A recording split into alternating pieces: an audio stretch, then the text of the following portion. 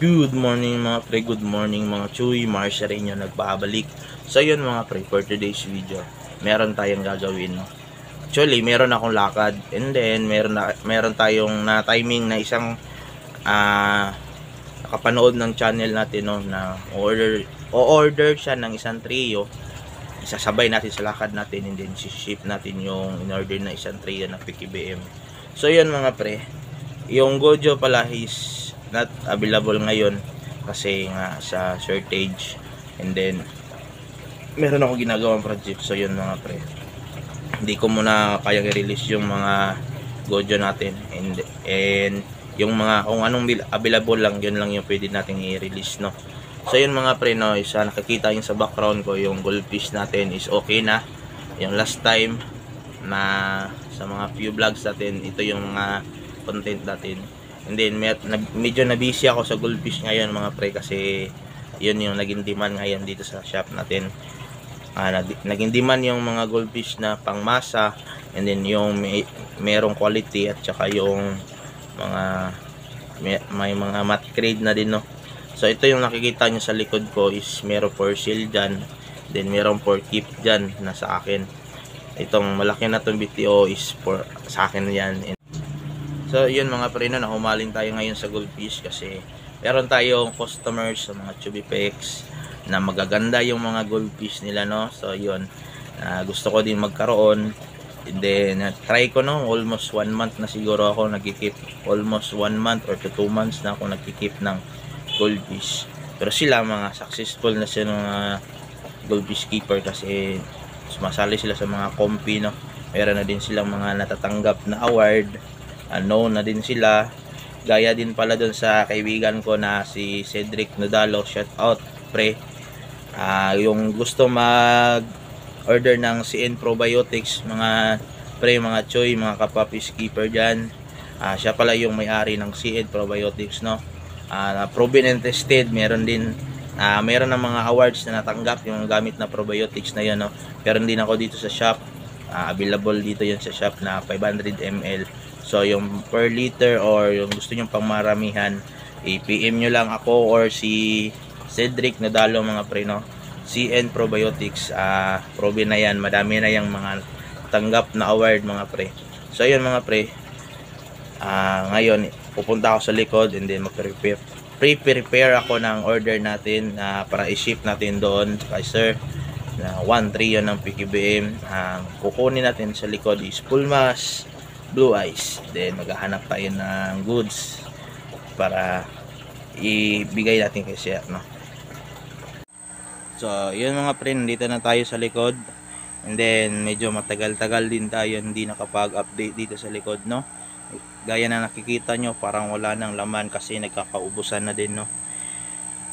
Ito kunti na lang to. Ito pala yung dwarf na black wag, meron tayo yan, soon to release na naman kasi naubos yung last time. Yung mga gapi natin na marami dito no, nagkaubusan na din. Meron tayong mga soon to release pero kakaunti na lang. Ito yung update sa white mosaic na pang port batch yan, lalaki na yan, mga 3 weeks siguro yan. Then meron tayong mga dito na kukunti na lang yan, kita natin dito. Dito tayo pipik ng mga isa i-order ni sir, dito tayo pipik, dito tayo kukuha. Di ba ito totally nga 100% nag-select. Ito lang yung first, kung tawagin natin is yung first stage ng pagkakal natin no. Ito yung mga nakuha ko ng mga goods, then hanggang sa may select natin ng maayos mga pre no. For temporary lang kasi ito ngayon. Then wala na talagang laman dito ngayon. Meron tayong mga fry ng kuha ko ongoing, madami din ito, mga 200 pieces yan, malalaki na.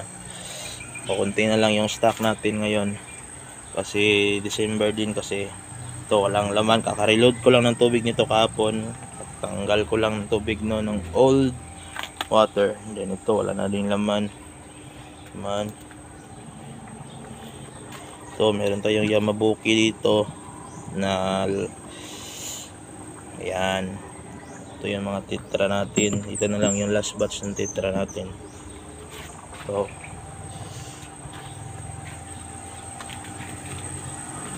punta tayo dito mga pre.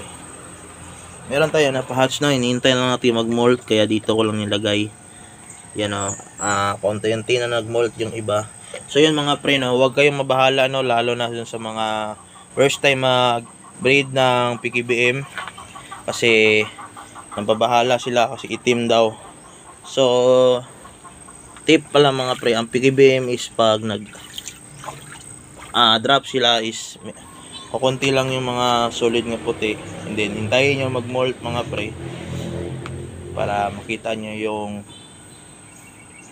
ano yung hindi goods. Kasi hintayin nyo ng mga ilang weeks or days, no, depende yan sa isda, no, depende din sa condition niyo ng tubig. So meron tayong mga fry dito around 200. Ayan, then dito marami na din nag-drop sa mga breeders natin.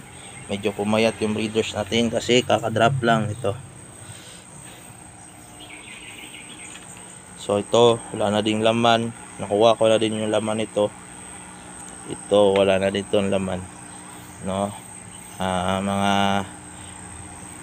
susunod na araw is magpapa drain tayo dito ng tubig, no, para ma-condition natin yung tubig panibago. So yung mga pre, na mapipik muna ako ng isi-ship natin kay share, and then samahan nyo ako ngayon for today's video mga pre. Peace. So yun mga pre, meron na tayong na-pick na ready to ship na kay boss doon sa nag-order sa atin ng isang PKBM, isang trio ng PKBM. So yun mga pre, tapos na natin mag-pick. Yan sila, yan ang itsura niya sa pag malayo, no, kung gaano kalaki, and then gaano kaliksi yung mga PKBM natin, no, kung gaano ka solid yung puti nila. Yan, pakita ko ng malayuan and then malapitan. So yun mga pre, prepare muna ako, no. Panigurado si Series na hintay na ng update ng chat natin. Boss, sorry di pa ako nakapag-chat kasi ginawa ko muna yung pagpipik ng isda. So mamaya ko na ito babalutin, and then pagkatapos natin mag-prepare, kakapi muna tayo ng konti, and then aalis tayo. Yon mga pre, peace. Salamat mga pre.